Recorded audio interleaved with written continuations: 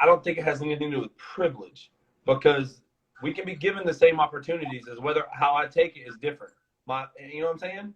Like, how do you approach something that you don't understand, but yet people are telling me because I'm white, I'm privileged?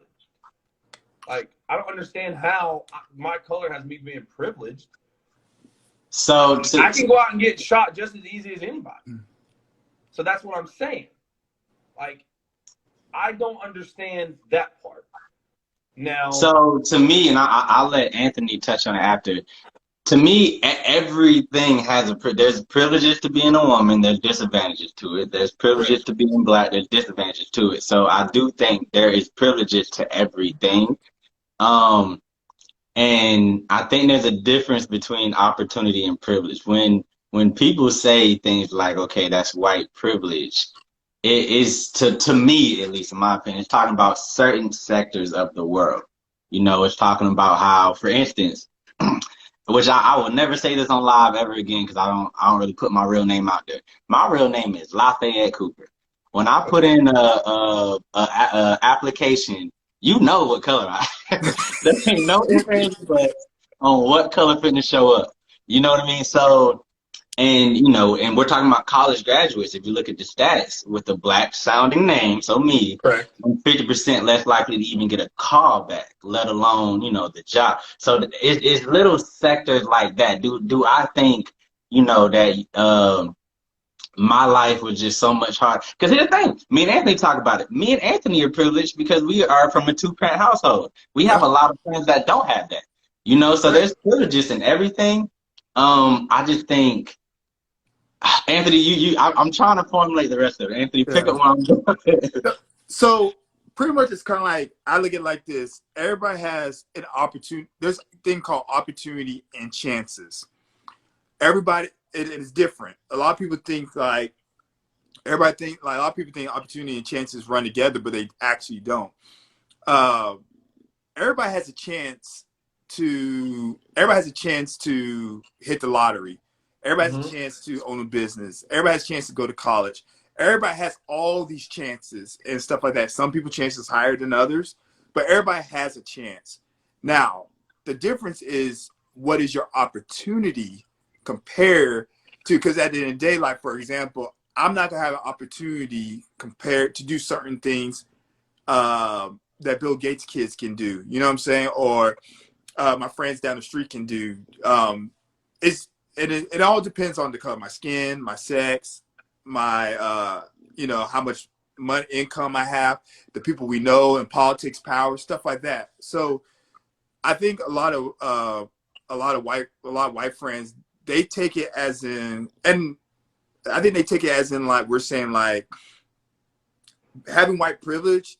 And then I'll even say this: we can all agree. You always relate. People relate to what they are familiar with. You always gravitate to what you're familiar with, what you know, what you see, that because compared to dude looks like you. That's just a natural thing. I'm gonna be straight up. If I'm chilling, hanging out in a party, and there's some black folks over there, there's some white folks. You're naturally gonna gravitate. I'm gonna naturally gravitate to the black folks.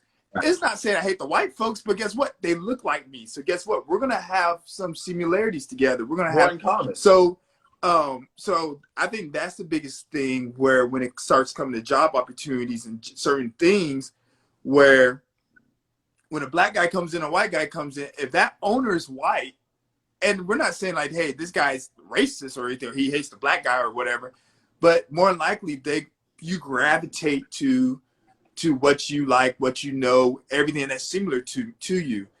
And also we talked about with the disconnect, where now I think our generation is different, but you got to think of the older generation that still runs the businesses, that still runs the country, stuff like that.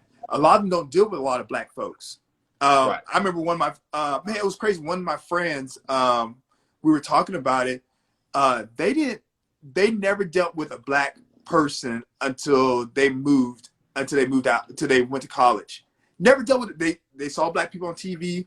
They heard, but it's everything that you hear and see stuff. So imagine somebody who is white that owns a business, that owns a company, a manager that doesn't really deal with black people, or very rarely deal with black people, don't deal with black people at this certain amount of time, this certain amount, and then somebody black comes in, and you know what I'm saying. So I think that's more. I think where people are, we don't clarify about being the white privilege. I tell people straight up, hey, like Trey and I said, hey, I'll admit it, hey, I'm privileged, and yeah, and I love it, because if I wasn't privileged, I wouldn't have certain things, and I would have the opportunity to do certain things in my life. Like I said, Right. like I had opportunity to play, professional baseball because my dad was making a certain, he was making good money. My mom was making good money. I had 2-parent household that kept me in line and stuff like that. So I had an opportunity to do that. And even my chances were better than a lot of black kids.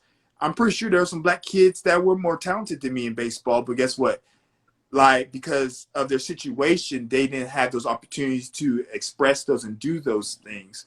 So I think that's where the privilege comes in. Like, I agree with Trey. Everybody has privileges. It just happens to believe, and we all know that we live in a white man's world.